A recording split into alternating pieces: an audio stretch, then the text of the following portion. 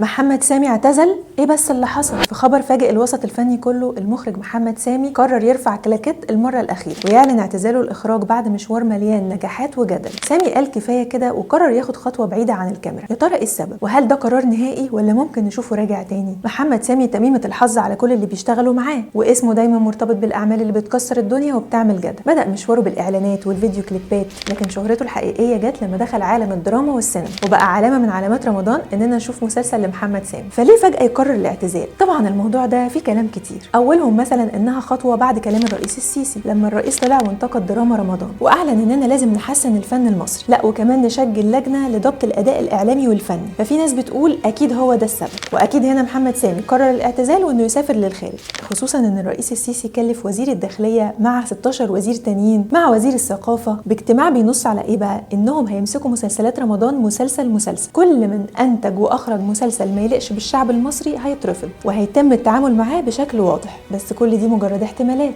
اصل اصحاب النظريه دي عايزه اسالهم سؤال، اصل محمد سامي يعني يا جماعه مبوظ ايه في اخلاقيات المجتمع المصري؟ مش للدرجه دي يعني. في ناس تانية بقى اصحاب نظريه تانية بيقولوا ان ده بسبب الانتقادات اللي اتوجهت لمسلسل سيد الناس وايش ايش، او بالاخص مسلسل سيد الناس، بسبب الصوت العالي والزعيق والحاجات دي. بس كل ده مجرد احتمالات برضو. انا بقى عندي سؤال، هو ليه محدش فكر ان ممكن فعلا محمد سامي قرر الاعتزال بسبب الكلام اللي قاله في البوست، انه مش حابب يكرر نفسه وانه حابب التجديد، وانه كمان قرر يسافر علشان يتعلم حاجه هو نفسه يتعلمها من زمان؟ بصراحه انا عندي فضول اعرف ايه الحاجه دي. غريبه قوي ان الناس مش راضيه تصدق ولا تقتنع. بس هل انت بقى كنت تعرف بدايات محمد سامي كانت عامله ازاي؟ اصل يا استاذ محمد بعد المشوار الطويل ده كله تعتزل كده؟ محمد سامي بدا مشواره في الاخراج من خلال اخراج الفيديو كليبات. اخرج كليبات لنجوم كبار زي هيفاء وهبي وشيرين. فاكرين كليب انت تاني لهيفاء وهبي اللي كانت لابسه فيه لبس المصارعه؟ اخراج محمد سامي. وشيرين عبد الوهاب في الكليب الشهير ان كتب لي عمر. وشويه شويه الكليبات بدات تزيد وابتدى اسمه في عالم الاخراج يكبر. وبعد ما اثبت نفسه في عالم الاخراج رشحه تامر حسني لانه يخرج فيلم عمر وسلمى 3.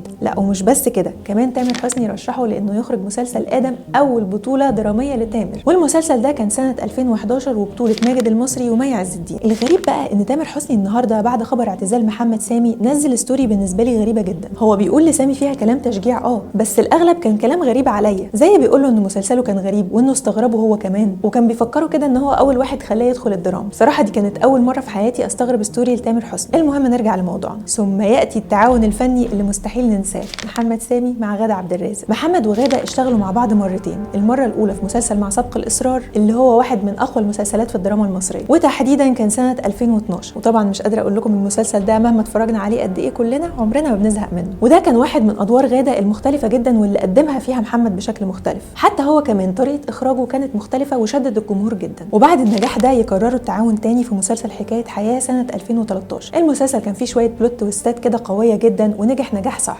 غادة قدمت فيه شخصيه حياه اللي عندها اضطرابات نفسيه، والتعاون بينهم في المسلسلين كان ناجح جدا والجمهور حبه وحقق نسبه مشاهده عاليه قوي. لكن للاسف حصل خلاف بين محمد وغادة اثناء تصوير المسلسل وانتهى بقطيعه وما اشتغلوش مع بعض تاني، والمتضرر الوحيد في الموضوع ده كله هو الجمهور اللي كان نفسه يشوفهم مع بعض. اكتر شخص حاسس انه ظلمك بدون الدخول في تفاصيل، يعني اقول الشخص عشان انا حاجه اتعدى عليها سنين.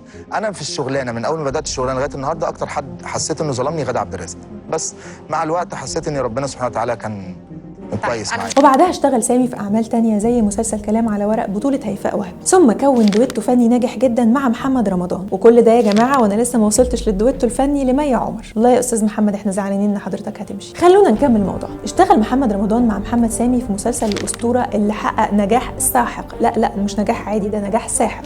وبعد 8 سنين وتحديدا دلوقتي يظهر مشهد طارق مي عشان شرقت ويرجع الناس تاني للمسلسل.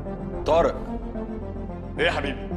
مي عشان شرقت تؤمر ثانية واحدة. ثم يشتغلوا مع بعض مرة تانية في مسلسل البرنس. يا نهار أبيض على النجاح، أكيد ما لحقتوش تنسوا نجاح المسلسل ده. ونيجي لسنة 2022 في رمضان ويعمل محمد سامي مسلسل نسل الأغراب مع أحمد السقا وأمير قرار. وخليني أقول لكم إن المسلسل ده اتعرض لشوية انتقادات كتيرة وقتها، يعني كانت فترة صعبة كده على محمد سامي، كل المستخبي بان واللي كان عنده كلمة قالها، ما هو وقتها كان في لحظة ضعف بقى. ثم بعدها بسنة وتحديدا في سنة 2023 يعمل محمد رمضان مع محمد سامي مسلسل جعفر العمدة، يعني السنة اللي بعدها على طول، ويحققوا هما الاتنين نجاح ما جاش زيه لحد النهارده بالمسلسل ده. والمسلسل ده عوض محمد سامي عن اللي حصل في المسلسل اللي قبله، ونجح نجاح ساحق من المحيط للخليج، جوائز هنا وتكريمات هناك. لحد النهارده المسلسل ده علامه فارقه وما نجحش حاجه زيه. ونيجي بقى للتعاون الفني الاشهر بين مي عمر ومحمد سامي. مي ومحمد حكايتهم في الفن مش مجرد تعاون عادي، دي حكايه شراكه ناجحه من اول ما دخلت مي الفن بدور في مسلسل حكايه حياه، وكان اخراج محمد سامي. محمد سامي هو الداعم الاكبر ليها على الاطلاق،